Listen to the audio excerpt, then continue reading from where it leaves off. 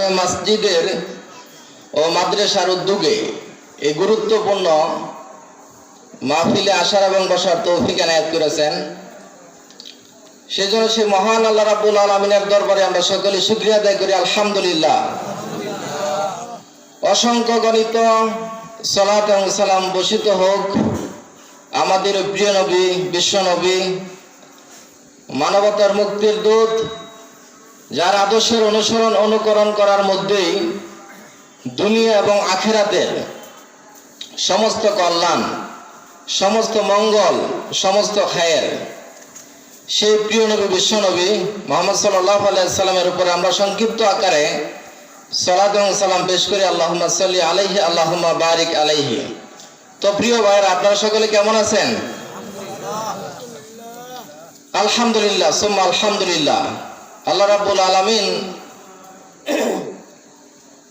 এটাই চান যে আমার বান্দারা যে অবস্থাতেই থাক তারা যেন আমার শুকরিয়া আদায় করে।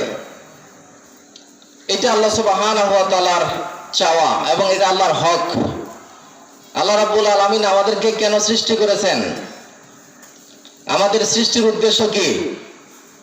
মানব জাতি এবং জিন জাতি, এই দুইটা জাতিকে আল্লাহ সুবহানাহু ওয়া তাআলা কেন সৃষ্টি করেছেন? আল্লাহ রাব্বুল আলামিন কোরআন মাজিদে বলেছেন, আফা হাসিবতুম আন্নামা খালাকনাকুম আবাসা। হে মানব জাতি এবং জিন জাতি, তোমরা কি এটা ধারণা করো, এটা মনে করো যে আমি আল্লাহ রাব্বুল আলামিন তোমাদেরকে অনার্থক, অযথায়, কোনো কারণ ছাড়া সৃষ্টি করেছি? এটা আল্লাহ সুবহানাহু ওয়া তাআলা প্রশ্ন করেছেন। যে আল্লাহ রাব্বুল আলামিন বলতেছেন, আমি কি তোমাদেরকে এমনি সৃষ্টি করেছি? অনার্থক সৃষ্টি করেছি? কারণবিহীন সৃষ্টি করেছি? না, আল্লাহ রাব্বুল আলামিন এমনি এমনি আমাদেরকে সৃষ্টি করেন নাই। এক মহান উদ্দেশ্য নিয়ে আল্লাহ রাব্বুল আলামিন আমাদেরকে সৃষ্টি করেছেন। সেটা কি? আল্লাহ রাব্বুল আলামিন এইটা যে বললেন কোরআনে 23 নম্বর সূরার 115 নম্বর আয়াতে আল্লাহ রাব্বুল আলামিন এই প্রশ্ন করেছেন। তারপরে বলেছেন, ওয়া আন্নাকুম ইলাইনা লা তুরজাউন, তোমাদের সকলকে আমার নিকট ফিরে আসতে হবে। কার কাছে যেতে হবে? আল্লাহর কাছে যেতে হবে। আল্লাহ বলছেন, আমি কি তোমাদেরকে এমনি সৃষ্টি করেছি? আর অবশ্যই তোমাদেরকে আমার নিকট ফিরে আসতে হবে।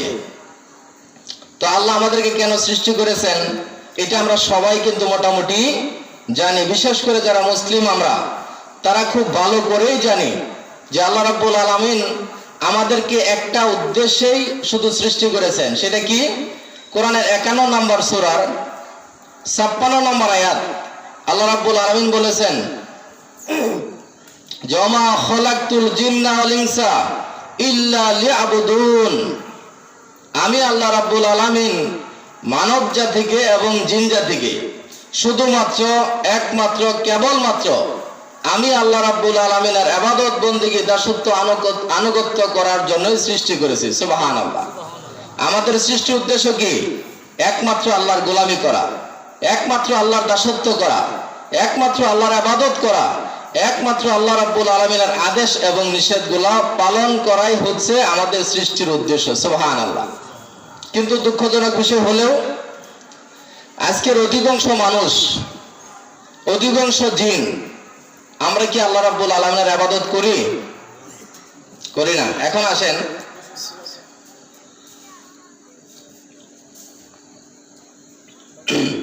আল্লাহ বলছেন যে তোমাদেরকে আমার নিকট ফিরে আসতে হবে। আমরা যখন মৃত্যুবরণ করি, মারা যাই, কার কাছে যাই? আল্লাহর কাছে। তো আল্লাহ রাব্বুল আলামিন বলছেন যে আমার কাছে তো আসতেই হবে, আমার কাছে আসা ছাড়া বিকল্প কোনো পথঘাট নেই। তো কোন অবস্থায় যেতে হবে? রব্বুল আলামিন কোরআন মাজিদের 3 নম্বর সূরার 102 নম্বর আয়াতে বলেছেন, ইয়া আইয়ুহাল্লাযীনা আমানুত্তাকুল্লাহ, হে ঈমানদারগণ, তোমরা আল্লাহকে ভয় করো, হাক্কা তুকাতিহি, যথাযথভাবে আল্লাহকে ভয় করো। যেমন ভাবে আল্লাহকে ভয় করা উচিত ওইরকম ভাবে তোমরা আল্লাহকে ভয় করে পৃথিবীতে জীবনযাপন করো। তারপরে আল্লাহ সুবহানাহু ওয়া তাআলা বললেন, ওয়ালা তামুতুন্না ইল্লা ওয়া আনতুম মুসলিমুন, পরিপূর্ণ মুসলিম অবস্থা ছাড়া মৃত্যুবরণ করবে না। এখন প্রশ্ন হচ্ছে যে মুসলিম কাদেরকে বলা হয়? সময় আমার হাতে কম, আমি একটা বিষয়ের উপরে আলোচনা করব, কোরআন মাজিদের। আর এর আগে একটা কথা বলে নেই, ভাই একটু আগে অনেকগুলা কথা বলেছেন আমাদের যে উপস্থাপক যে ভাই, আলহামদুলিল্লাহ আমাদের ঘনিষ্ঠ উনি, যে আলোচনা শোনার আগে আপনার নিয়তটাকে পরিশুদ্ধ করতে হবে, বিশুদ্ধ করতে হবে, ক্লিয়ার করতে হবে। নিয়তের ভিতরে যদি গন্ডগোল থাকে তাহলে কিন্তু কোনো ইবাদত আল্লাহর কাছে গ্রহণযোগ্য হবে না। ইবাদত কবুলের 3টা শর্ত আছে, মৌলিক শর্ত। তার 1 নাম্বারটা হচ্ছে বিশুদ্ধ ঈমান থাকতে হবে। 2 নম্বর যে শর্ত সেটা হচ্ছে ইখলাস নিয়ত, নিয়তটাকে বিশুদ্ধ করতে হবে। যে কোনো ইবাদত করার আগে সেই ইবাদতটা করতে হবে একমাত্র আল্লাহ রাব্বুল আলামিনকে রাজি করার জন্য, আল্লাহকে খুশি করার জন্য, আল্লাহর ভালোবাসা অর্জন করার জন্য, আল্লাহর সন্তুষ্টি অর্জন করার জন্য সেই ইবাদতটুকু করতে হবে। 2 নম্বর শর্ত। 3 নম্বর শর্ত হচ্ছে ইত্তেবায়ে সুন্নাহ। যে ইবাদতটুকু করবেন সেটা নামাজ, রোজা, হজ, যাকাত, দান, সাদাকা যেটাই করেন না কেন, শুধুমাত্র একমাত্র কেবলমাত্র মুহাম্মদুর রাসূলুল্লাহ সাল্লাল্লাহু আলাইহি সাল্লামের আদর্শ সুন্নাহ তরিকা অনুযায়ী কাজটা করতে হবে। এই 3টা শর্ত পূরণ যদি হয়, একসাথে পাওয়া যায়, তাহলে আল্লাহ সুবহানাহু ওয়া তাআলা ওই ব্যক্তির ইবাদত কবুল করবেন। সুবহানাল্লাহ। আর এই 3টার একটা যদি শর্ত থাকে তাহলে কিন্তু ইবাদত কবুল হবে না। তাহলে ঈমানটা ইখলাস অর্থাৎ নিয়তটাকে বিশুদ্ধ করতে হবে, খালেস করতে হবে, একনিষ্ঠ করতে হবে। আল্লাহকে সন্তুষ্ট করার জন্যই পৃথিবীতে প্রতিটি কাজ এবং কর্ম করতে হবে। আল্লাহ যেন আমাদেরকে আমাদের ঈমানগুলোকে বিশুদ্ধ করার তৌফিক দান করেন এবং প্রত্যেকটা কথা কাজ, প্রত্যেকটা ইবাদত যেন আমরা আল্লাহকে সন্তুষ্ট করার জন্য করতে পারি।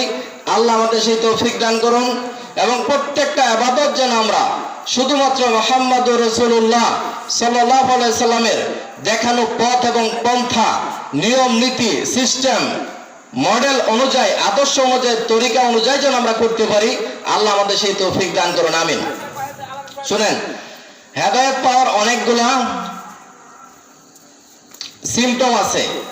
তার ভিতরে আল্লাহ রাব্বুল আলামিন কোরআন মাজিদের 39 নম্বর সূরা, সূরা জুমারের 18 নম্বর আয়াতে বলেছেন, আল্লাযীনা ইসতামিউনাল কাওলা, যারা মনোযোগ সহকারে কথা শুনে, কথাগুলো শুনেন, এদিক সেদিক তাকায়েন না। যতক্ষণে কোরআন সুন্নাহর আলোচনা হবে এদিক সেদিক তাকাতে পারবেন না, অন্য কিছু চিন্তা করতে পারবেন না, তাহলে কিন্তু কোরআনের সাথে বেয়াদবি হবে। বুঝতে পারছেন?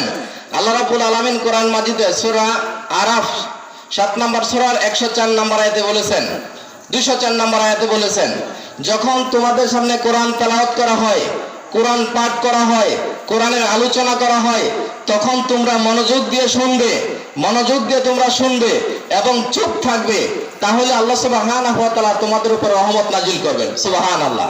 তাহলে যতক্ষণ এখানে উলামায়ে কেরাম কথা বলবেন ততক্ষণ পর্যন্ত আপনাদেরকে এই মৌলিক বিষয়গুলো, যে আদব, কোরআন এবং সুন্নাহর আলোচনা শোনার আদব এবং হেদায়েত পাওয়ার জন্য অন্যতম শর্ত হচ্ছে আপনাকে আমাকে অবশ্যই আল্লাহ এবং রাসূল সাল্লাল্লাহু আলাইহি সাল্লামের কথাগুলো মনোযোগ দিয়ে শুনতে হবে, চুপ থাকতে হবে, তাহলে আল্লাহ সুবহানাহু ওয়া তাআলা আমাদের উপর রহমত নাজিল করবেন, রহমত প্রাপ্ত আমরা হতে পারবো ইনশাআল্লাহ। সূরা জুমারের 18 নম্বর আয়াতে আল্লাহ রাব্বুল আলামিন বলেছেন, তোমরা মনোযোগ সহকারে যারা কথা শুনে, আল্লাহ এবং রাসূল সাল্লাল্লাহু আলাইহি সাল্লামের কথাগুলো যারা মনোযোগ দিয়ে শুনে, গুরুত্ব সহকারে শুনে এবং তার ভিতরে যে কথাগুলো উত্তম, ভালো, কল্যাণকর আমাদের জন্য দুনিয়া আখিরাতে, ওই কথাগুলোর যারা অনুসরণ অনুকরণ করে, মেনে চলে, ইত্তেবা করে, আল্লাহ সুবহানাহু ওয়া তাআলা বলেন, উলাইকা হাদাহুমুল্লাহ, আমি আল্লাহ রাব্বুল আলামিন শুধু তাদেরকে হেদায়েত দান করি। সুবহানাল্লাহ। হেদায়েত এমনি আসবে না, হেদায়েতের কিছু শর্ত সাপেক্ষ আছেন।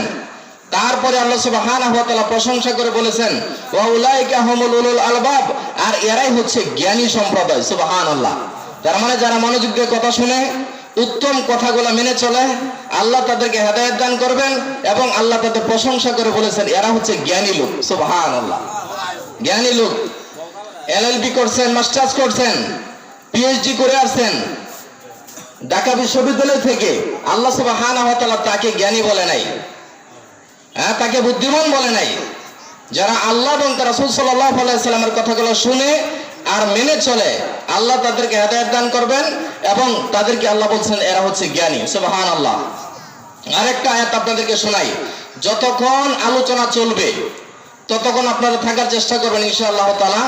এই আয়াতটা যদি আপনারা ফলো করতে পারেন, তাহলে আমরা এই আলোচনা অর্থাৎ সন্ধ্যার পর থেকে যত রাত পর্যন্ত এখানে আলোচনা হবে, এই আলোচনা আমাদের কাজে লাগবে।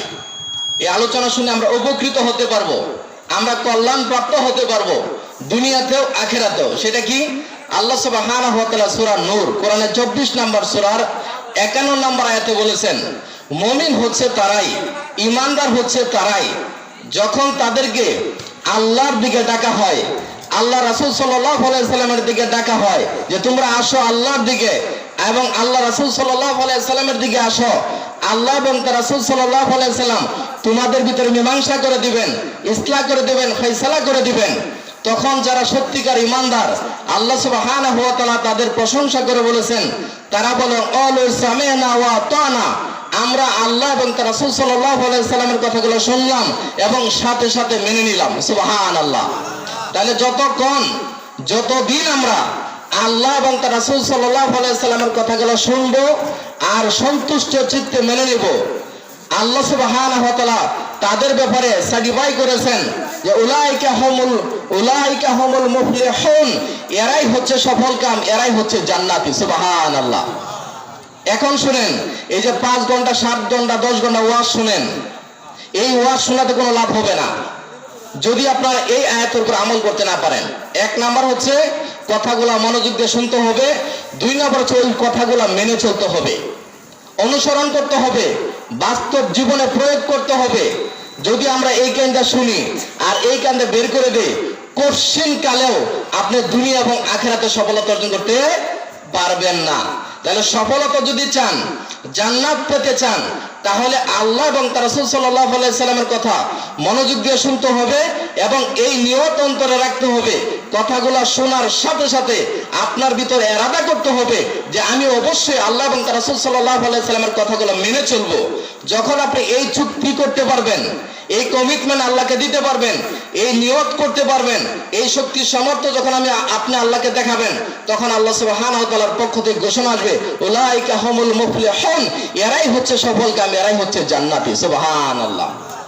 এনে 7, 8, 10 ঘন্টা ওয়াজ শোনার পরে যদি এই কানটা শুনেন আর এই কানটা বের করে দেন, কোশ্চিন কালেও সফলতা অর্জন করার কোনো সম্ভাবনা নেই। আল্লাহ সুবহানাহু ওয়া তাআলা আমাদেরকে যতক্ষণ আমরা এখানে শুনবো কথাগুলা, আল্লাহ এবং রাসূল সাল্লাল্লাহু আলাইহি সাল্লামের কথাগুলাই উলামায়ে কেরাম বলবেন, কোরআন সুন্নাহর আলোকে কথাগুলা বলবেন, ওই সমস্ত শুধু কোরআন হাদিসের কথাগুলাই, কোরআন এবং হাদিসের কথাগুলা যারা শুনবে এবং যারা মেনে চলবে, আল্লাহ সুবহানাহু ওয়া তাআলা বলছেন এরাই হচ্ছে জান্নাতি মানুষ। সুবহানাল্লাহ। এরা হচ্ছে কোন ধরনের মানুষ, কোন স্থানের মানুষ? এরাই হচ্ছে জান্নাতি মানুষ। সুবহানাল্লাহ। তাহলে এখন আমি সহ এখানে যত উলামায়ে কেরাম আসবেন ইনশাআল্লাহ তাআলা, সবাই কোরআন এবং হাদিসের আলোকে কথাগুলো বলবেন ইনশাআল্লাহ তাআলা। আমরা আশাবাদী কোনো কিচ্ছা কাহিনী, কোনো গল্প গুজর, কোনো ব্যক্তির, কোনো দলের, কোনো তরিকার কথা এখানে হবে না। এখানে যতক্ষণ কথা হবে কোরআন এবং হাদিসের কথা হবে, আল্লাহর কথা হবে, আল্লাহ রাসূল সাল্লাল্লাহু আলাইহি সাল্লামের কথা হবে, দ্বীনের কথা হবে, ইসলামের কথা হবে, ইসলামী জীবন বিধানের কথা হবে ইনশাআল্লাহ। আল্লাহ যেন আমাদেরকে কথাগুলো শোনার এবং সাথে সাথে মেনে নেওয়ার তৌফিক দান করেন, বলেন আমিন। এখন শুনেন, আপনাদেরকে একটা আয়াত শোনাবো, একটা আয়াত, সূরা, এটা এতক্ষণ ছিল ভূমিকা, এখন মনোযোগ দিয়ে শুনেন কথাগুলো, অত্যন্ত গুরুত্বপূর্ণ। কোরআন মাজিদের 33 নম্বর সূরা, সূরা আহজাবের 35 নম্বর আয়াত। এই আয়াতের শানে নজুল হচ্ছে যে আল্লাহ রাসূল সাল্লাল্লাহু আলাইহি সাল্লামের একজন স্ত্রী, তিনি উম্মে সালামা রাদিয়াল্লাহু তাআলা আনহা, উনি বলতেছেন যে ইয়া রাসূলুল্লাহ সাল্লাল্লাহু আলাইহি সাল্লাম। আরেকটা বিষয় মনে রাখবেন, যখন আমাদের নবী সাল্লাল্লাহু আলাইহি সাল্লামের নাম স্মরণ করানো হবে, বলা হবে, সাথে সাথে বলতে হবে সাল্লাল্লাহু আলাইহি ওয়াসাল্লাম। যদি না বলেন গুনাহগার হতে হবে। কিন্তু আল্লাহ রাসূল সাল্লাল্লাহু আলাইহি সাল্লাম বলছেন, ওই ব্যক্তি সবচেয়ে বড় কৃপণ, ওই ব্যক্তি সবচেয়ে বড় কৃপণ যে ব্যক্তি আমি মুহাম্মদ সাল্লাল্লাহু আলাইহি সাল্লামের নাম শোনার পরে আমার উপরে দুরূদ পাঠ করে না। সুবহানাল্লাহ। তাহলে সাথে সাথে বলতে হবে। আরেকটা ফজিলত বলি, আল্লাহ রাসূল সাল্লাল্লাহু আলাইহি সাল্লামের উপরে যখন আমরা একবার দুরূদ পাঠ করব, কতবার? একবার যদি আমরা দুরূদ ইব্রাহিম পড়ি, তাহলে সাথে সাথে আল্লাহ সুবহানাহু ওয়া তাআলা 10টা রহমত আমাদের উপরে নাজিল করে দিবেন। সুবহানাল্লাহ, অনেক ফজিলত। যাই হোক, এখন শুনেন, এই সূরা আহজাবের 35 নম্বর আয়াত, এর শানে নজুল হচ্ছে রাসূলুল্লাহ সাল্লাল্লাহু আলাইহি সাল্লামের স্ত্রী উম্মে সালামা রাদিয়াল্লাহু তাআলা আনহা বলতেছেন, ইয়া রাসূলুল্লাহ সাল্লাল্লাহু আলাইহি সাল্লাম, কোরআনে শুধু আল্লাহ রাব্বুল আলামিন পুরুষদের আলোচনা করেছেন, মহিলাদের তো এরকম ভাবে আলোচনা করেন নাই। কিন্তু পুরা কোরআন শুরু থেকে শেষ পর্যন্ত প্রত্যেকটা আদেশ এবং নিষেধ, এই টোটালটা আল্লাহ সুবহানাহু ওয়া তাআলা নারী পুরুষ উভয়ের জন্যই করেছেন। সুবহানাল্লাহ।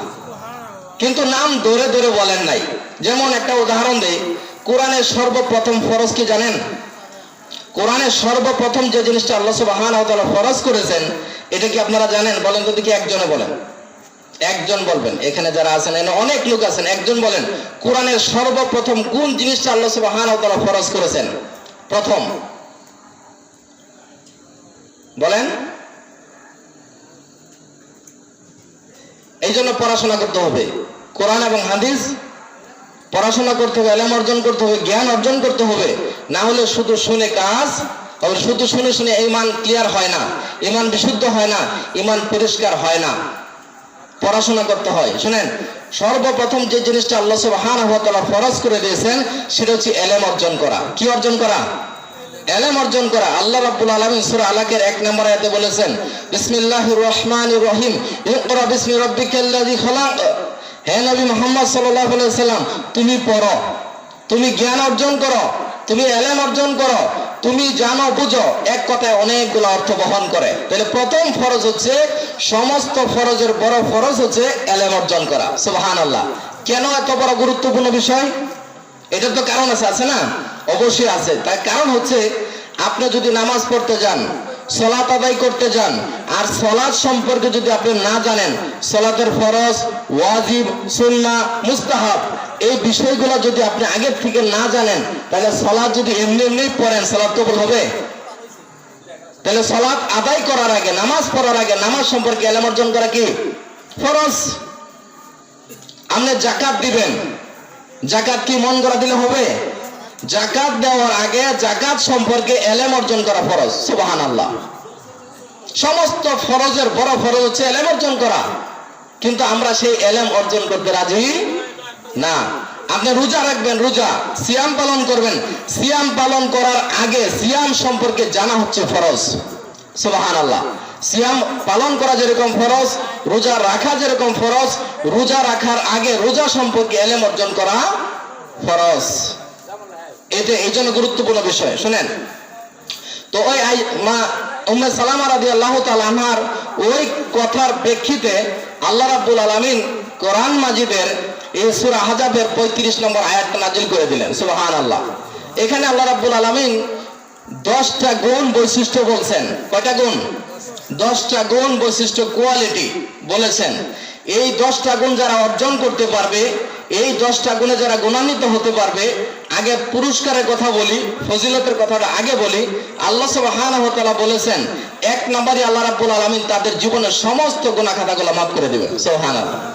1 নম্বর পুরস্কার। 2 নম্বর পুরস্কার আল্লাহ সুবহানাহু ওয়া তাআলা বলেছেন যে তাদেরকে মহা পুরস্কার দেওয়া হবে, অর্থাৎ চিরস্থায়ী জান্নাত দেওয়া হবে। সুবহানাল্লাহ। তাহলে কারা চান যে আল্লাহ রাব্বুল আলামিন আমাদেরকে ক্ষমা করে দেখ এবং আল্লাহ রাব্বুল আলামিন আমাদেরকে চিরস্থায়ী নিয়ামত জান্নাত দান করুন? এটা কারা কারা চান? সবাই। মাশাআল্লাহ, আলহামদুলিল্লাহ। আল্লাহ কবুল করুন। আল্লাহ রাব্বুল আলামিন আমাদেরকে এই 10টা গুণে গুণান্বিত হওয়ার তৌফিক দান করুন। তাহলে আগে তো শুনতে হবে, তারপরে অর্জন করতে হবে। শুনেন, 1 নম্বরে আল্লাহ সুবহানাহু ওয়া তাআলা বলেছেন, ইন্নামাল মুসলিমিনা ওয়াল মুসলিমাতি, নিশ্চয়ই মুসলিম পুরুষ আর মুসলিম নারী। 1 নম্বরে আল্লাহ রাব্বুল আলামিন বলেছেন, নিশ্চয় মুসলিম পুরুষ আর মুসলিম নারী। এখন সময় যেহেতু শর্ট, মানে বেশি ব্যাখ্যা বিশ্লেষণ করা যাবে না। মুসলিম কাকে বলা হয়? মুসলিম কারা? আমরা তো মনে করি আমরা সবাই, আমাদের দেশে 95% মুসলিম, 95% মুসলমান, 90% মুসলমান, হ্যাঁ, এরকম অনেকে দাবি করে। এটা হচ্ছে মুখের কথা, এটা হচ্ছে মুখের কথা, কিন্তু সত্যিকার অর্থ মুসলিমের সংখ্যা যে কত সেটা একমাত্র আল্লাহ রাব্বুল আলামিন ছাড়া পৃথিবীর আর কেউ বলতে পারবে না। এই কারণে আল্লাহ রাব্বুল আলামিন প্রথম বলছেন ইন্নামাল মুসলিমিনা ওয়াল মুসলিমাতি, নিশ্চয় মুসলিম পুরুষ আর মুসলিম নারী। মুসলিম পুরুষ এবং মুসলিম কাকে বলা হয়? প্রশ্ন হচ্ছে মুসলিম কাকে বলা হয়?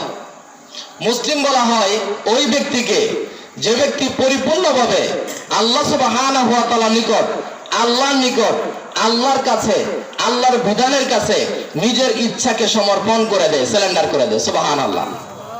যে ব্যক্তি পরিপূর্ণভাবে আল্লাহ রাব্বুল আলামিনের নিকট আত্মসমর্পণ করে, সারেন্ডার করে, আনুগত্য স্বীকার করে নেয়, সঁপে দেয়, সেই ব্যক্তিকে কি বলা হয়? মুসলিম বলা হয়। তাহলে আমরা যদি মুসলিম হতে চাই তাহলে আমাদের ইচ্ছাকে, আমাদের সকল কিছুকে আল্লাহ সুবহানাহু ওয়া তাআলার বিধানের কাছে কি করতে হবে? সমর্পণ করতে হবে, সারেন্ডার করতে হবে, আত্মসমর্পণ করতে হবে। যারা আত্মসমর্পণ করে তাদেরকে কি বলা হয়? মুসলিম বলা হয়। মুসলিম বলা হয়। যাদের ভিতরে ইসলাম থাকে তাকে কি বলা হয়? মুসলিম বলা হয়। ইসলাম কি? আমরা হাদিস থেকে এই আয়াতটুকুর ব্যাখ্যা নেই। আল্লাহ রাসূল সাল্লাল্লাহু আলাইহি ওয়াসাল্লামের নিকট জিবরাইল আলাইহিস সালাম মানুষের বেশ ধরে আসছেন, এসে বলতেছেন, হাদিসটা অনেক লম্বা, ছোট্ট করে বলবো। আল্লাহ রাসূল সাল্লাল্লাহু আলাইহি ওয়াসাল্লামের নিকট এসে বলতেছেন যে ইয়া মুহাম্মদ সাল্লাল্লাহু আলাইহি ওয়াসাল্লাম আখবিরনি আনিল ইসলাম, ইসলাম কি জিনিস এটা বলুন। ইসলাম বলুন, ইসলাম কি জিনিস? এটা কি জানার বিষয় না? এটা কি বোঝার বিষয় না? না শুধু ইসলাম ইসলাম বললেই কাজ হবে? ইসলাম যার ভিতরে আছে তাকে কি বলা হয়? মুসলিম বলা হয়। তাহলে আগে তো ইসলাম জানতে হবে যে ইসলামটা কি জিনিস। যখন নবী সাল্লাল্লাহু আলাইহি সাল্লামকে প্রশ্ন করলেন আখবিরনি আনিল ইসলাম, ইয়া মুহাম্মদ সাল্লাল্লাহু আলাইহি সাল্লাম আপনি আমাকে ইসলাম সম্পর্কে বলুন, ইসলাম কি? তখন আল্লাহ রাসূল সাল্লাল্লাহু আলাইহি সাল্লাম যে কথাটুকু বলেছিলেন, যে বিষয়গুলো বলেছিলেন, ওই বিষয়গুলো হচ্ছে ইসলাম। এক নাম্বার হচ্ছে আল্লাহ রাসূল সাল্লাল্লাহু আলাইহি সাল্লাম বলেছেন যে তুমি এই কথার সাক্ষ্য প্রদান করবে, আশহাদু আল্লা ইলাহা ইল্লাল্লাহ ওয়া আশহাদু আন্না মুহাম্মাদার রাসূলুল্লাহ। তুমি এই কথার সাক্ষ্য দিবে যে আল্লাহ ছাড়া সত্যিকার কোনো ইলাহ নেই। এক নাম্বার সাক্ষ্য দিতে হবে যে আল্লাহ সুবহানাহু ওয়া তাআলা ছাড়া আর কারো ইবাদত করা যাবে না, আর কারো দাসত্ব করা যাবে না, আর কারো গোলামি করা যাবে না, আর কারো আনুগত্য করা যাবে না, আর কারো আইন বিধান হুকুম আহকাম মানা যাবে না। জীবনের সকল ক্ষেত্রে একমাত্র আল্লাহ সুবহানাহু ওয়া তাআলার বিধিবিধান মেনে নিতে হবে, আল্লাহর শরীয়ত মেনে নিতে হবে, আল্লাহর আদেশ এবং নিষেধগুলা মেনে পৃথিবীতে জীবন যাপন করতে হবে মৃত্যু পর্যন্ত। সুবহানাল্লাহ। ইসলামের পাঁচটা পিলার, তার এক নাম্বার পিলার হচ্ছে কি? আশহাদু আল্লা ইলাহা ইল্লাল্লাহ ওয়া আশহাদু আন্না মুহাম্মাদার রাসূলুল্লাহ বা মুহাম্মাদান আবদুহু ওয়া রাসূলুহু। এই দুইটা মিলে হচ্ছে একটা পিলার। তাহলে এই কথার সাক্ষ্য দিতে হবে আল্লাহ ছাড়া সত্যিকার কোনো ইলাহ নেই। এটা ব্যাপক অর্থবোধক একটা শব্দ, এটা আপনারা পরবর্তীতে জেনে নেবেন। তারপরে সাক্ষ্য হচ্ছে ওয়া আন্না মুহাম্মাদান আবদুহু ওয়া রাসূলুহু। মুহাম্মদ সাল্লাল্লাহু আলাইহি সাল্লাম হচ্ছে আল্লাহ তাআলার রাসূল।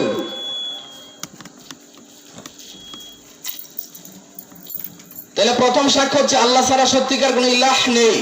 দ্বিতীয় সাক্ষ্য হচ্ছে মুহাম্মদ সাল্লাল্লাহু আলাইহি সাল্লাম হচ্ছে আল্লাহর রাসূল। এর মানে হচ্ছে, সংক্ষিপ্ত বলতেছি, ইবাদত বন্দেগী দাসত্ব আনুগত্য করতে হবে একমাত্র কার? আল্লাহর। আর জীবনের সকল ক্ষেত্রে অনুকরণ করতে হবে নবী মুহাম্মদুর রাসূলুল্লাহ সাল্লাল্লাহু আলাইহি সাল্লামের। জীবনের সকল ক্ষেত্রে মৃত্যু পর্যন্ত, মৃত্যু পর্যন্ত ইবাদত করতে হবে আল্লাহর। মৃত্যু পর্যন্ত তরিকা, তারপরে আদর্শ, সুন্নাহ, নিয়ম নীতি মেনে চলতে হবে নবী মুহাম্মদুর রাসূলুল্লাহ সাল্লাল্লাহু আলাইহি সাল্লামের। যারা এইভাবে আল্লাহ এবং তার রাসূল সাল্লাল্লাহু আলাইহি সাল্লামকে মেনে নিয়ে দ্বিতীয় নাম্বার যে স্তম্ভ বা রুকন, সেটা হচ্ছে 5 ওয়াক্ত সালাত কায়েম করতে হবে, 5 ওয়াক্ত নামাজ পড়তে হবে। দ্বিতীয় নাম্বার বিষয়, ইসলামের বিষয় 5 ওয়াক্ত ঈমান, ইসলাম গ্রহণ করার পরে, ইসলাম গ্রহণ করার পরে আপনাকে আমাকে 5 ওয়াক্ত নামাজ কায়েম করতে হবে। তৃতীয় নাম্বার বিষয় হচ্ছে যাকাত আদায় করতে হবে। চতুর্থ নাম্বার বিষয় হচ্ছে যদি টাকা পয়সা অর্থ সম্পদ থাকে তাহলে জীবনে একবার হজ করতে হবে সৌদি আরব। তারপর রমজান মাসে রমজান মাসে 1 মাস সিয়াম পালন করতে হবে, রোজা রাখতে হবে। এই 5টা কাজ, এই 5টা বিষয় যারা বুঝে শুনে অনুসরণ অনুকরণ করবে, মেনে চলবে, তাদেরকে বলা হয় মুসলিম। সুবহানাল্লাহ।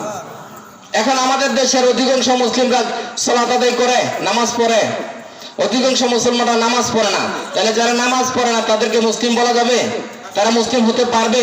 কোশ্চেন কালেও না, কারণ ইসলামী যে ব্যক্তি মানে না, ইসলামের বিধিবিধান যারা মানে না, তাদেরকে কোশ্চেন কালে মুসলিম বলার কোনো সুযোগ নাই। আপনি বলতে পারেন, কিন্তু আল্লাহর কাছে সে মুসলিম না।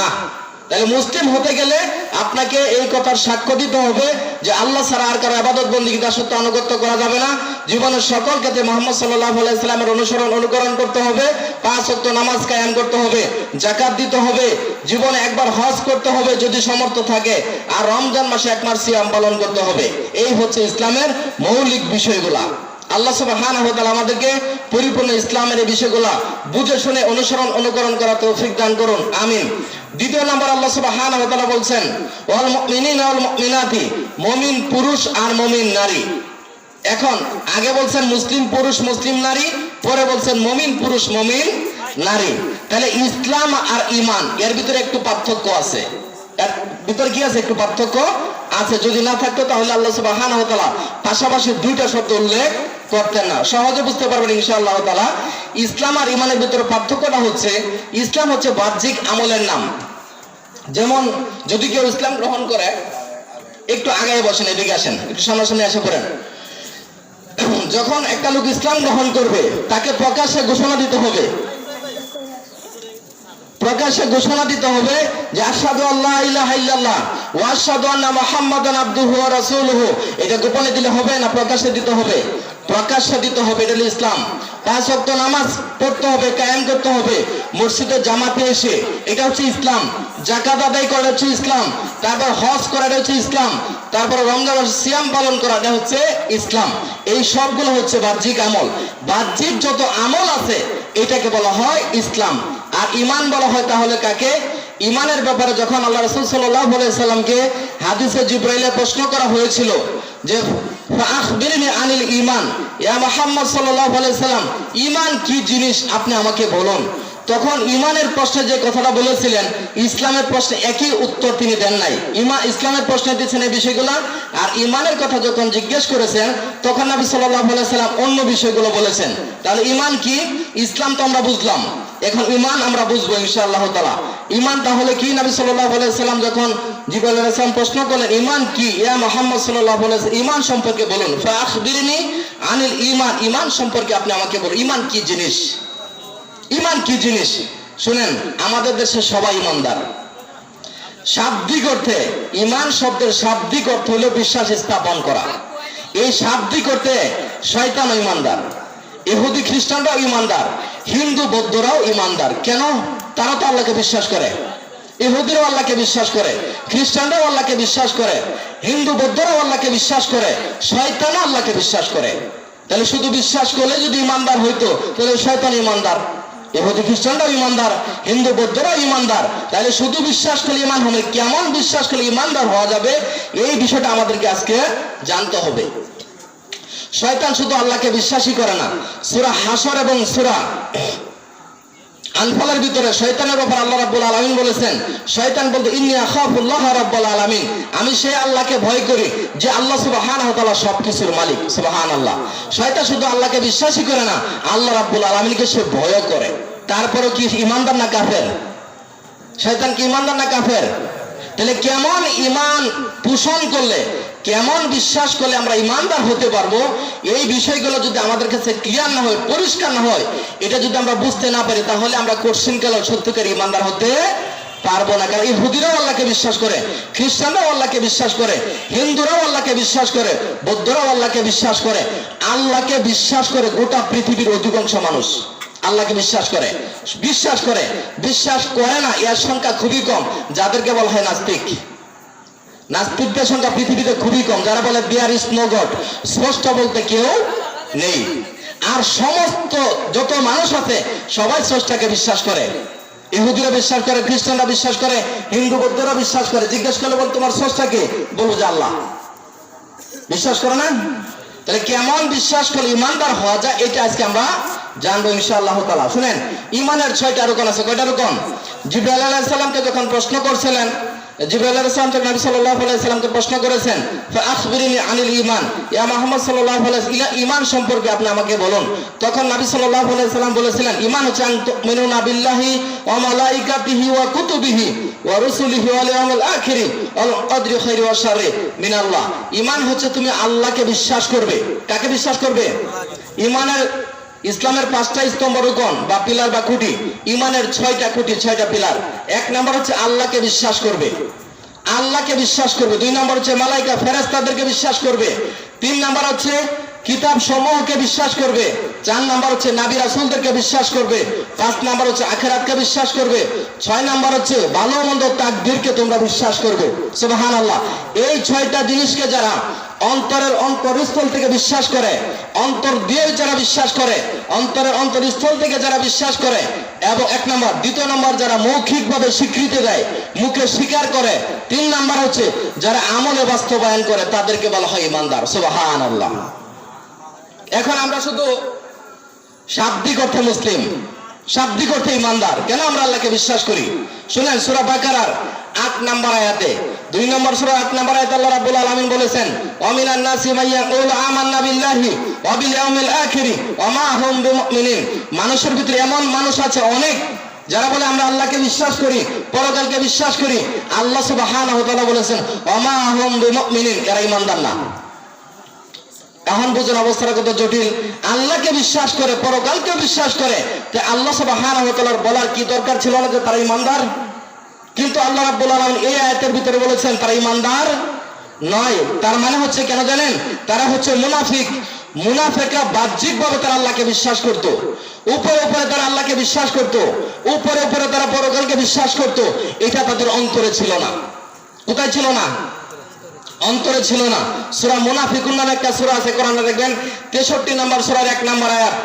শুধু শর্ট করে বলতেছি, যখন মুনাফিকরা আল্লাহ রাসূল সাল্লাল্লাহু আলাইহি সাল্লামের নিকট আসতেন, তার কাছে আসতেন, তারা বলতেন, ক্বালু নাশহাদু ইন্নাকা লা রাসূলুল্লাহ, আমরা সাক্ষ্য দিচ্ছি অবশ্যই অবশ্যই আপনি আল্লাহর রাসূল।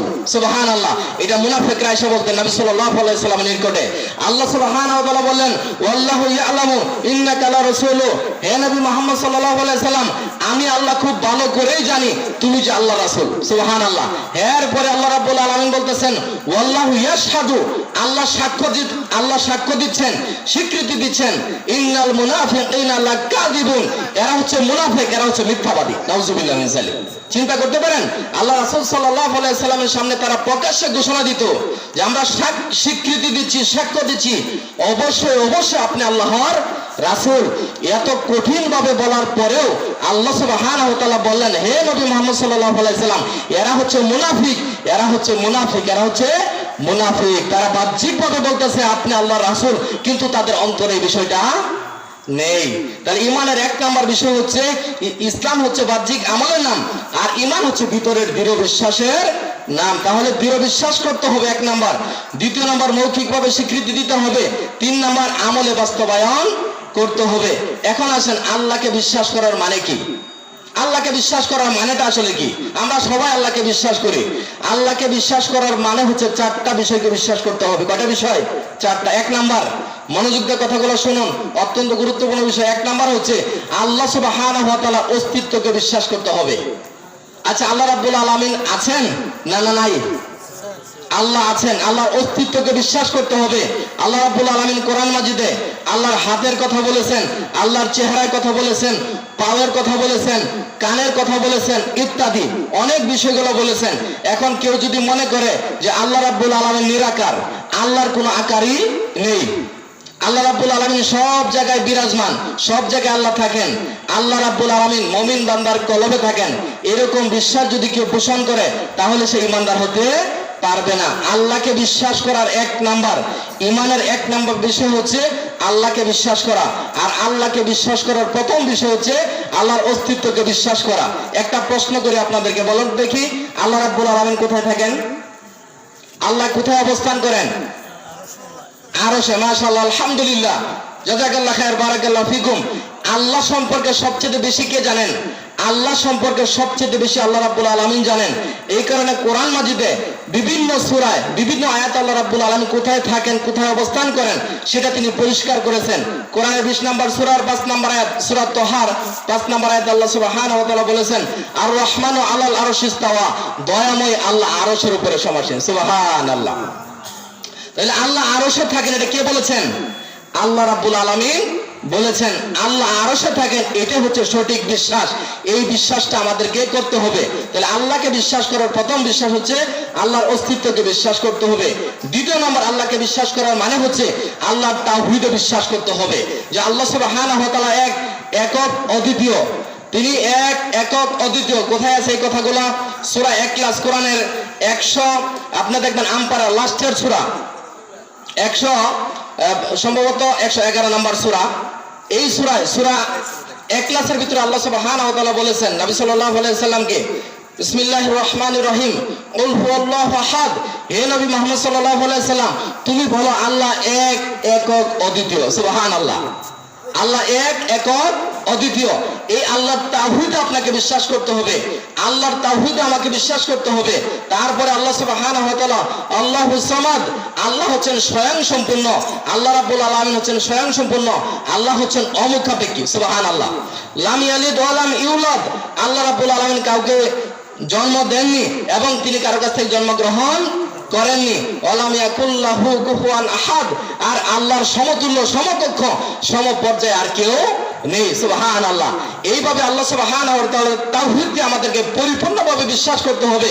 কোনো অবস্থাতে আল্লাহর সাথে শিরিক করা যাবে না। তাহলে আল্লাহকে বিশ্বাস করার দ্বিতীয় নম্বর ধাপ হচ্ছে আল্লাহর তাওহীদে বিশ্বাস করতে হবে। কোনো অবস্থাতে আল্লাহর গুণ, আল্লাহর নামের সাথে, আল্লাহর শানের সাথে, আল্লাহর বিধানের সাথে, আল্লাহর হুকুম আহকামের সাথে শিরিক করা যাবে না। যদি শিরিক করি তাহলে দুনিয়া এবং আখিরাত দুটোই বরবাদ হয়ে যাবে। আল্লাহকে বিশ্বাস করা 3 নম্বর বিষয় হচ্ছে আল্লাহ সুবহানাহু ওয়া তাআলার আদেশগুলা, আল্লাহ সুবহানাহু ওয়া তাআলার বিধানগুলা আমাদের ব্যক্তি জীবনে, আমাদের পারিবারিক জীবনে, আমাদের সামাজিক জীবনে, আমাদের রাষ্ট্র জীবনে, জীবনের সকল ক্ষেত্রে আল্লাহর আদেশের আনুগত্য করতে হবে। সুবহানাল্লাহ। জীবনের সকল ক্ষেত্রে আল্লাহর বিধানের আনুগত্য করতে হবে, অনুকরণ করতে হবে, মেনে চলতে হবে। 4 নাম্বার, আল্লাহর প্রতি বিশ্বাসের 4 নাম্বার দিক হচ্ছে আল্লাহ রাব্বুল আলামিন যা থেকে নিষেধ করেছেন, যে সমস্ত কথা এবং কাজ থেকে নিষেধ করেছেন, সেটা ব্যক্তি জীবনে হোক, পারিবারিক জীবনে হোক, সামাজিক জীবনে হোক, রাষ্ট্র জীবনে হোক, আন্তর্জাতিক বিষয় হোক, জীবনের সকল ক্ষেত্রে আল্লাহ যা নিষেধ করেছেন তা থেকে আমাদেরকে দূরে থাকতে হবে। এইভাবে যদি আমরা আল্লাহকে বিশ্বাস করতে পারি তাহলে আল্লাহর প্রতি ঈমানটা আমাদের বিশুদ্ধ হবে। শুধু আল্লাহকে বিশ্বাস করে ঈমানদার হওয়া যায় না, এইভাবে আল্লাহকে বিশ্বাস করতে হবে। এইভাবে যারা বিশ্বাসের সহিত সাথে সাথে আল্লাহ সুবহানাহু ওয়া তাআলার আদেশ এবং নিষেধের, আল্লাহর শরীয়তের, আল্লাহর বিধিবিধানের আনুগত্য করবে, তাদের ঈমানটাই শুধু সুন্দর হবে, বিশুদ্ধ হবে, ক্লিয়ার হবে। তাদের ঈমানটা আল্লাহ রাব্বুল আলামিন কবুল করবেন। কিন্তু এরকম ঈমানদারের সংখ্যা আমাদের সমাজে বেশি না কম? আমরা আল্লাহকে বিশ্বাস করি কিন্তু আমরা আল্লাহর হুকুম মানতে রাজি না।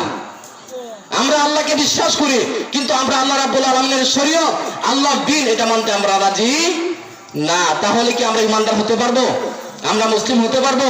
আমরা মুমিন হতে পারবো? কখনোই আমরা হতে পারবো না। আল্লাহ সুবহানাহু ওয়া তাআলা আমাদেরকে সত্যিকার মুসলিম এবং সত্যিকার মুমিন হওয়ার তৌফিক দান করুন। ফেরেশতাদের প্রতি বিশ্বাস ব্যাখ্যা করার জন্য আমার সময় খুবই কম। আচ্ছা, তাহলে আল্লাহ রাব্বুল আলামিন এখানে 10টা কথা বলছেন। তার ভিতরে 1 নম্বর হচ্ছে মুসলিম পুরুষ আর মুসলিম নারী, ইমানদার পুরুষ, ইমানদার নারী। 3য় নম্বর আল্লাহ রাব্বুল আলামিন বলছেন আল কানিতিনা ওয়াল কানিতাতি, অনুগতশীল পুরুষ এবং অনুগতশীল নারী। আমাদের সকলকে আমরা যারা মুসলিম, আমরা যারা ইমানদার মুমিন, আমাদের সর্বদাই আমরা সর্বদাই আল্লাহ সুবহানাহু ওয়া তাআলার অনুগত থাকব। কখনোই আমরা আল্লাহ সুবহানাহু ওয়া তাআলার সাথে নাফরমানি করব না, আল্লাহর বিরুদ্ধে আচরণ করব না, আল্লাহর সাথে দাম্ভিকতা করব না, আল্লাহর সাথে অহংকার করব না। এটা করেছিল ইবলিস শয়তান।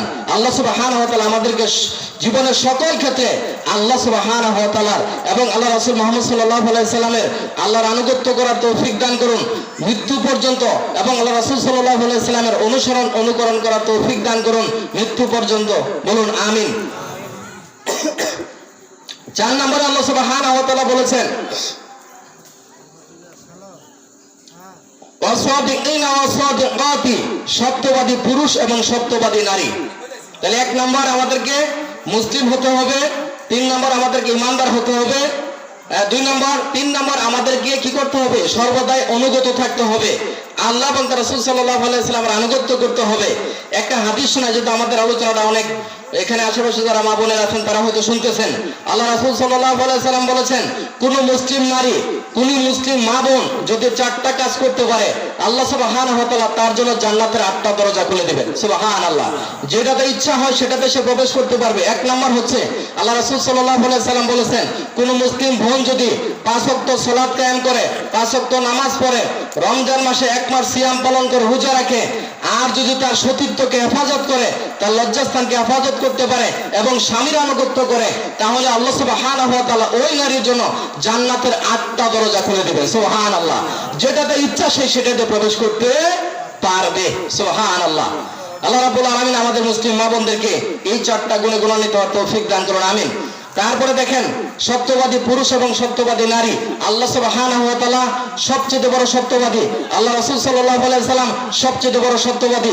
এই কারণে আল্লাহ রাব্বুল আলামিন আমাদেরকে আদেশ করেছেন, ইয়া আইয়ুহাল্লাযীনা আমানুত্তাকুল্লাহা ওয়া কুলু কাওলান সাদীদা, হে ঈমানদারগণ, তোমরা আল্লাহকে ভয় করো এবং সর্বদাই সত্য কথা বলো।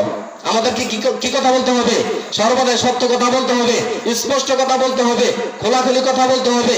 কখনো মিথ্যা কথা বলা যাবে না, প্রতারণা করা যাবে না, ধোঁকা দেওয়া যাবে না। আল্লাহ রাব্বুল আলামিন বলেছেন, যদি তোমরা আল্লাহকে ভয় করে সত্য কথা বলতে পারো, ইসলিহ লাকুম আমালাকুম, আমি আল্লাহ রাব্বুল আলামিন তোমাদের আমলের ত্রুটি বিচ্যুতিগুলা সংশোধন করে দেব। সুবহানাল্লাহ। আমলগুলো সংশোধন করে দেব। ওয়াগফির লাকুম যুনুবাকুম, আমি আল্লাহ রাব্বুল আলামিন তোমাদের জীবনের সমস্ত গুনাহ খাতাগুলো মাফ করে দেব। সুবহানাল্লাহ। আল্লাহ রাব্বুল আলামিন আমাদেরকে সর্বদাই সত্য কথা বলার তৌফিক দান করুন। আল্লাহ রাসূল সাল্লাল্লাহু আলাইহি সাল্লাম বলেছেন, তোমরা সর্বদা সত্য কথা বলবে, সত্য মানুষদেরকে নেকির পথ দেখায় আর নেকি মানুষদেরকে জান্নাতের পথে নিয়ে যায়। সুবহানাল্লাহ। আল্লাহ রাব্বুল আলামিন আমাদেরকে সর্বদাই সত্যভাষী, সত্য কথা, সত্যের অনুকরণ করার তৌফিক দান করুন, আমিন। 5 নম্বরে আল্লাহ সুবহানাহু ওয়া তাআলা বলেছেন, ওয়াসাবিরিনা ওয়াসাবিরাতি, ধৈর্যশীল পুরুষ এবং ধৈর্যশীল নারী। আমাদেরকে ধৈর্যশীল হতে হবে। আমাদের উপরে বিভিন্নভাবে বিভিন্ন ধরনের বিপদ আপদ বালা মুসিবত আসতে পারে, ওই ক্ষেত্রে আমাদেরকে ধৈর্যশীল হতে হবে, ধৈর্য ধারণ করতে হবে। হতাশা হওয়া যাবে না, নিরাশ হওয়া যাবে না। আল্লাহ সুবহানাহু ওয়া তাআলা সূরা আল বাকারা 2 নম্বর সূরার 155 নম্বর আয়াতে বলেছেন, ওয়ালা নাবলুওয়ান্নাকুম বিশাইইন মিনাল খাউফি ওয়াল জুই ওয়া নাকসিম মিনাল আমওয়ালি ওয়াল আনফুসি ওয়াস সামারাত ওয়া বাশশিরিস সাবিরিন। আল্লাহ রাব্বুল আলামিন বলেছেন, হে ঈমানদারগণ, অবশ্যই আমি আল্লাহ রাব্বুল আলামিন তোমাদেরকে পরীক্ষা করব, ভয় দিয়ে, ক্ষুধা দিয়ে, ফল ফসলের ক্ষয়ক্ষতির মাধ্যমে, জানমালের ক্ষয়ক্ষতির মাধ্যমে, ফসলাদির ক্ষয়ক্ষতির মাধ্যমে, ব্যবসা বাণিজ্যের ক্ষয়ক্ষতির মাধ্যমে, ইত্যাদি ইত্যাদি বিভিন্ন ভাবে আল্লাহ সুবহানাহু ওয়া তাআলা আমাদেরকে পরীক্ষা নিরীক্ষা করতে পারেন, বিপদ আপদ বালা মুসিবত দিয়ে পরীক্ষা নিরীক্ষা করতে পারেন।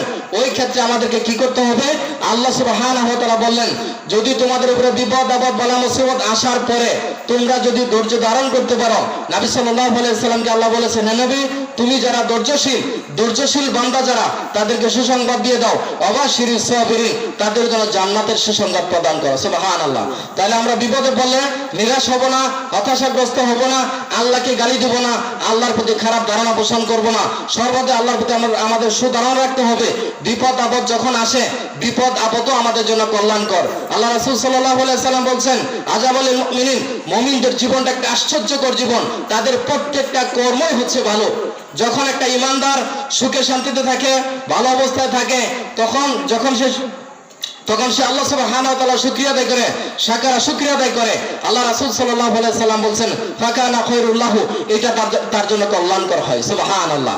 যখন একটা ঈমানদার ভালো অবস্থায় থাকে আর ওই টাইমে যখন সে আল্লাহ শুকরিয়া আদায় করে, আল্লাহর প্রশংসা করে, আল্লাহর কৃতজ্ঞতা প্রকাশ করে, আল্লাহ রাসূল সাল্লাল্লাহু আলাইহি সাল্লাম বলেন, ফাকানা খায়রুল লাহু, এটা তার দুনিয়া এবং আখিরাতের কল্যাণ হয়। সুবহানাল্লাহ।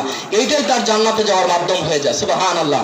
তারপর রাসূল সাল্লাল্লাহু আলাইহি সাল্লাম বলেছেন, একটা ঈমানদারকে যখন বিপদ আপদ বালা মুসিবত স্পর্শ করে, ওই ক্ষেত্রে তখন সে নিরাশ হয় না, হতাশা হয় না, তখন সে সবুর করে, ধৈর্য ধারণ করে। আল্লাহ রাসূল সাল্লাল্লাহু আলাইহি সাল্লাম একই কথা বলছেন, ফাকানা খায়রুল লাহু, এটাও তার জন্য কল্যাণকর হয়। সুবহানাল্লাহ। তার মানে একটা ঈমানদার, একটা মুমিনের জীবনে কোনো লস নেই, লস বলতে কোনো শব্দ নেই। আল্লাহ সুবহানাহু ওয়া তাআলা আমাদেরকে সত্যিকার ইমানদার, সত্যিকার মুমিন, সত্যিকার মুসলিম হওয়ার তৌফিক দান করুন। আর সর্বদাই আল্লাহ রাব্বুল আলামিন আমাদেরকে সত্যভাষী হওয়ার তৌফিক দান করুন এবং সবুর করার, জীবনের সকল ক্ষেত্রে সবুর করার তৌফিক দান করুন। দিনের উপর অটল অবিচল থাকার তৌফিক দান করুন, আমিন। তারপরে আল্লাহ সুবহানাহু ওয়া তাআলা বলেছেন বিনয়ী পুরুষ এবং বিনয়ী নারী। আমাদের সকলকে বিনয়ী একটা ভাব অবলম্বন করতে হবে। অহংকার করা যাবে না, দাম্ভিকতা প্রদর্শন করা যাবে না। আমাদের যে একটু টাকা পয়সা, একটু ক্ষমতা, একটু যদি পদ একটু বেড়ে যায়, তাহলে আমাদের অহংকারের ছুটে আমরা জমিনে এমন ভাবে চলাফেরা করি, মানুষকে মানুষই মনে করি না। না, এটা আল্লাহ সুবহানাহু ওয়া তাআলা প্রিয় বান্দাদের বৈশিষ্ট্য গুণ হতে পারে না। আল্লাহর যারা প্রিয় বান্দা, যারা জান্নাতি বান্দা, তারা পৃথিবীতে অত্যন্ত বিনয়ের সহিত পৃথিবীতে জীবন যাপন করে, চলাফেরা করে। সুবহানাল্লাহ। আল্লাহ রাব্বুল আলামিন আমাদেরকে সর্বদাই বিনয়ী হওয়ার তৌফিক দান করুন, আমিন। এখানে অনেকগুলো কথা আছে, সবগুলো শেষ করতে পারবো না, কারণ সময় সেটা আমার পাশে বসে আছেন ইনশাআল্লাহ। যাক, এখানে 10টা গুণের কথা আল্লাহ রাব্বুল আলামিন বলেছেন। সূরা হাজাব কোরআনের 33 নম্বর সূরার 35 নম্বর আয়াত। যাদের বাসায় কোরআন আছে, বাসায় গিয়ে এই আয়াতটা বের করে এই আয়াতের প্রত্যেকটা গুণ বৈশিষ্ট্য যদি আপনি অর্জন করতে পারেন। আচ্ছা বলেন তো দেখি, আপনারা সবাই বলছিলেন জান্নাতে যাবেন, আমরা সবাই চাই জান্নাতে যাওয়ার জন্য। তাহলে এই গুণগুলো যদি আমরা অর্জন করতে পারি, তাহলে তো আল্লাহ সুবহানাহু ওয়া তাআলা আমাদেরকে জান্নাত দান করবেন। তা এই গুণগুলো অবশ্যই আপনাকে বুঝে শুনে অর্জন করতে হবে। আল্লাহ সুবহানাহু ওয়া তাআলা আমাদেরকে সূরা হাজাবের এই একটা আয়াত 10টা গুণ বৈশিষ্ট্য আল্লাহ আমাদেরকে, আমাদের পরিবারগুলোকে, আমাদের বংশধরদেরকে এবং গোটা মুসলিম উম্মাহকে এই 10টা গুণে গুণান্বিত হওয়ার তৌফিক দান করুন। যদি আমরা 10টা গুণ অর্জন করতে পারি, তাহলে ইনশাআল্লাহ তাআলা এই পৃথিবীতে আল্লাহ রাব্বুল আলামিন আমাদেরকে একটা পবিত্র জীবন দান করবেন। আমাদের জীবনের সমস্ত গুনাহ খাতাগুলো আল্লাহ মাফ করে দিবেন এবং আল্লাহ রাব্বুল আলামিন আমাদেরকে চিরস্থায়ী জান্নাত দান করবেন। সুবহানাল্লাহ। আল্লাহ রাব্বুল আলামিন আমাদেরকে কথাগুলো বোঝার এবং আমল করার তৌফিক দান করুন, আমিন। আল্লাহ আমাদের জীবনের সমস্ত গুনাহ খাতাগুলো মাফ করে দিন। আল্লাহ আমাদেরকে পরিপূর্ণ মুসলিম হয়ে এই পৃথিবীতে বেঁচে থাকার তৌফিক দান করুন। পরিপূর্ণ মুসলিম হয়ে আল্লাহর কাছে যাওয়ার তৌফিক দান করুন, আমিন। সাল্লাল্লাহু তাআলা আলা মুহাম্মদ ওয়া আলা আলিহি ওয়া সাহবিহি আজমাইন। সুবহানাল্লাহি ওয়া বিহামদিহি, সুবহানাল্লাহিল আযীম। সুবহানাকাল্লাহুম্মা ওয়া বিহামদিকা আশহাদু আল লা ইলাহা ইল্লা আনতা আস্তাগফিরুকা ওয়া আতুবু ইলাইক ওয়া মা আলাইনা ইল্লাল বালাগ। আসসালামু আলাইকুম ওয়া রাহমাতুল্লাহি ওয়া বারাকাতুহু।